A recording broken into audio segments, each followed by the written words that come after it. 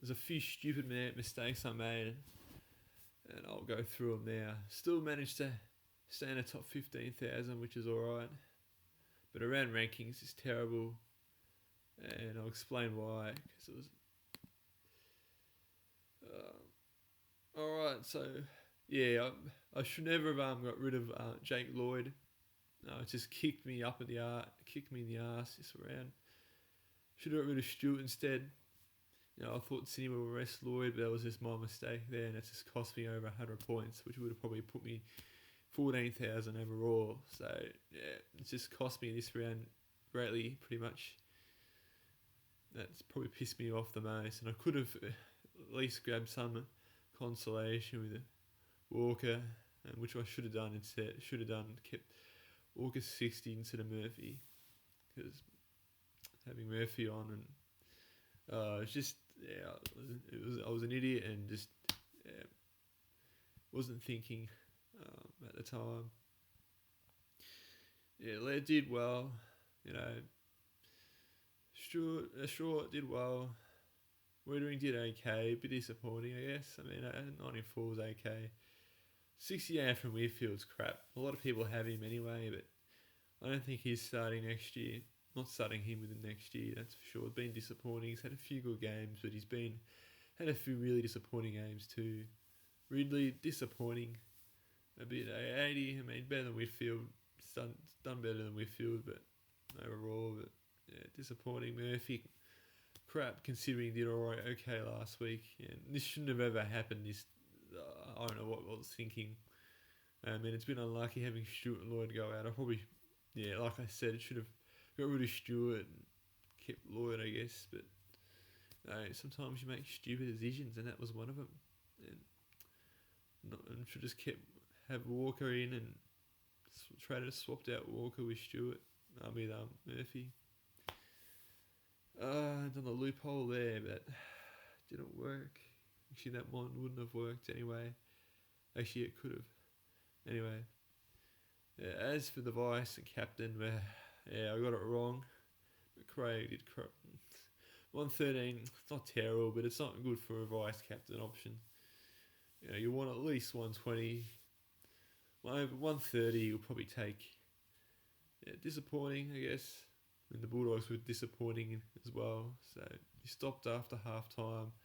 Just like Merritt, he had a great first half, but took the foot off the pedal in the second half, which is probably necessary considering we're in a good position and we've got finals next week. So Merritt, still got more than McRae, but Oliver seems to be the clear pick this round, and if I had him, it would have been another. If I picked him as captain, it would have been another 40 points. So or 39, but disappointing. But you take your. That's just a mistake I made. He was going well at one point there. He could have got at least 130, 140. Probably should have, but take that as a loss. Brayshaw, okay, I'll take that. 112. Walsh, disappointing. 87. That's not good enough. I mean, he is a young player, so he's going to not be as consistent, perhaps maybe a McRae or Oliver, but he's performing as well as the top players, and he's been one of the better players who could potentially, I don't know, even win a Brownlow next year maybe. So we'll see how we go with Walsh. Probably we'll start him next year, depending how he goes pre-season and if he gets injured or not. Dangerfield, disappointing from him. A lot of people have him, so it's not a big deal, but yeah. This is the thing with Dangerfield, he's inconsistent. He's not as consistent as what he used to be. He's back down to 515. Despite getting 73 is not good. Torino came back and he's had a crap first quarter, but he came alright after that. But 92 is not good enough, below his season average as well. It's been a failed pick, but not as bad as a fail as this pick. I mean, gosh, imagine if I traded this guy when Mitchell was cheap. I think it was almost the same price as Tom Mitchell at one point. Would have saved. Would put me miles ahead of the rest of the pack. In that regards, he actually did alright this week, 80, but overall it's just been crap. Considering I paid almost 500 for him, Shea Bolton. So these two being failures, but particularly Shea Bolton. You know, you take a gamble, you know, and you lose. And unfortunately, these two are the gamble picks, and I lost on them. Should have gone a Hempel instead, but no, he's had a few games injured. But when he's been playing, he's missed a few games, but when he's been playing, he's played well for most of the time anyway. Newcomb, I think he was a medical sub anyway.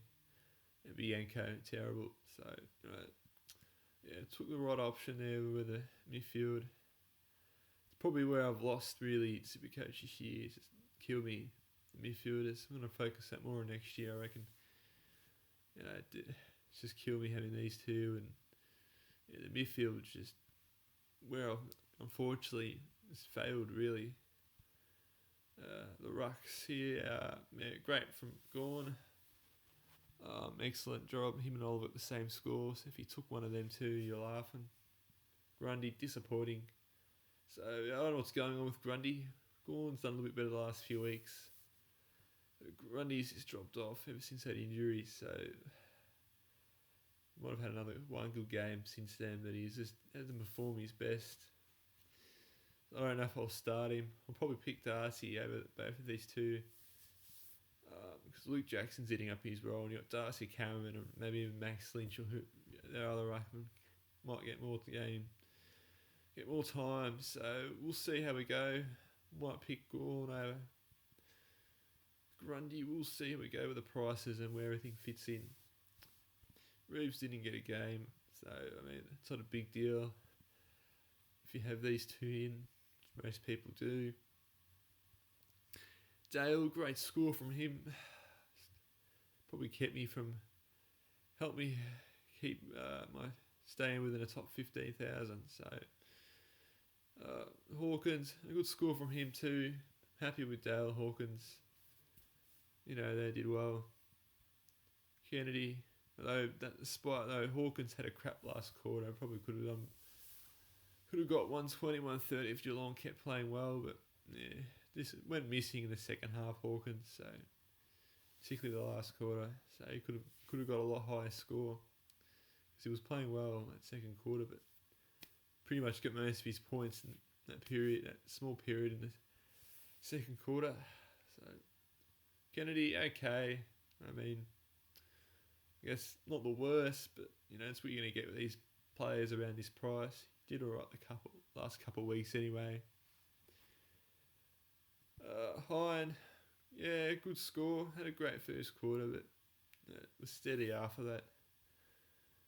97, I'll take it. 75 from Sidebottom, disappointing. It's probably been a bit of a fail pick. To be honest, I should have went Hall over him. And I went on previous history.